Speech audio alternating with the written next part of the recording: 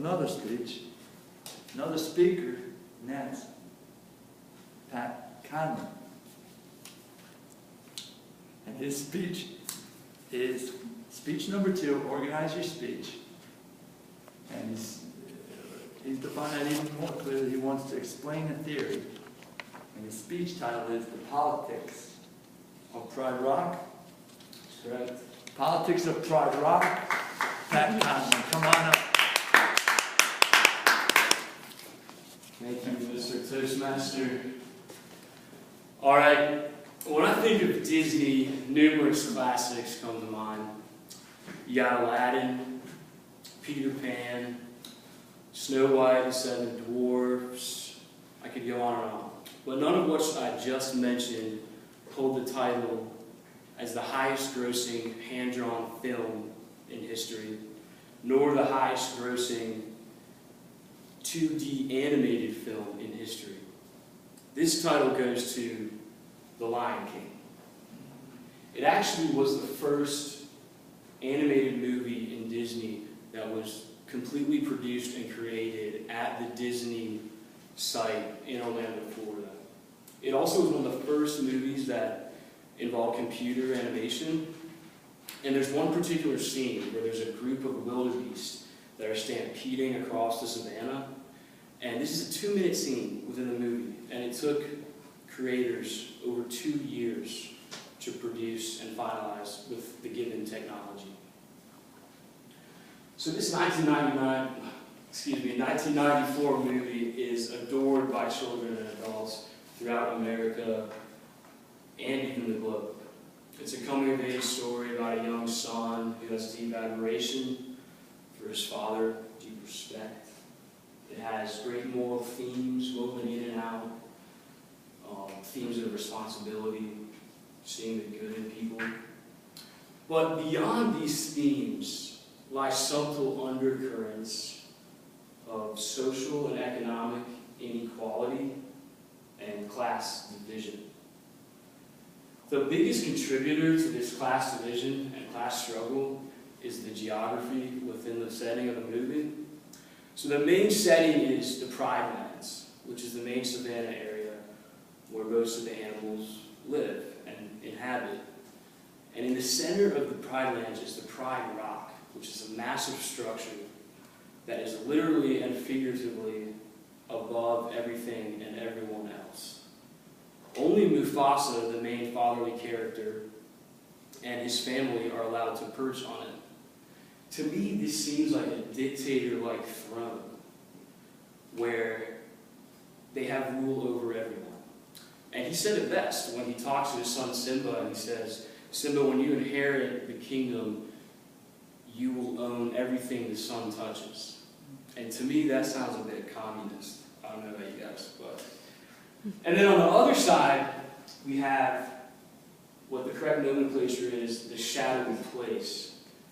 And the elephant graveyard separates the Pride Lands from the shadowy place. In this place, there's no food, no sun, no water, and no control.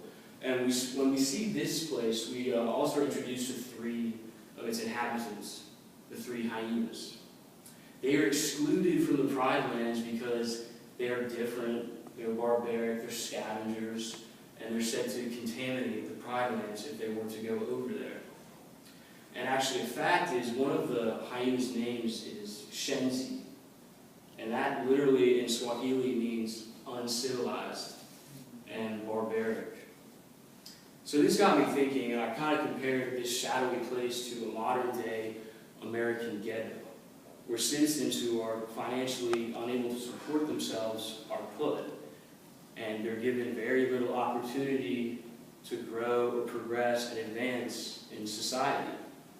So what is the lesson that they're teaching here? We should exclude those who are different and who are scavengers or not as well off as us because we think it's going to contaminate the balance of society?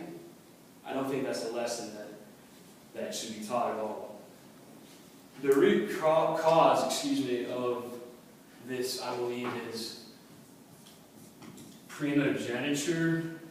Hopefully y'all can read this. This is a theory that the firstborn son inherits the entire state. So in this case, it would be Simba inheriting the entire kingdom. And it gives no opportunity for others to advance in society.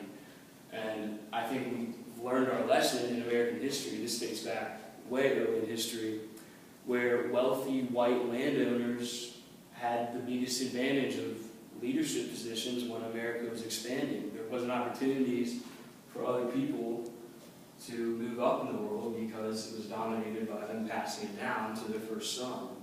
And so I think this is the root cause of this modern day class struggle that Lion King is kind of projecting at us. And finally, my last point is the more subconscious point. If you watch the movie, there's certain camera angles and camera effects that are focused on certain characters. And yes, these may be the main characters, but it's very close-up shot.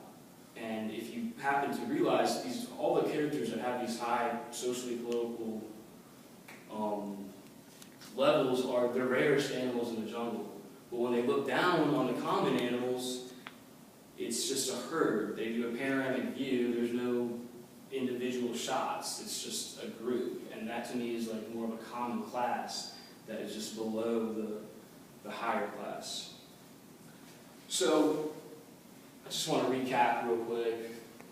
Geography, the difference between the pride lands and the shadowy place that really contributes to this class struggle and division. That has its roots in primogeniture, and then also the subtle film effects that create this idea of division.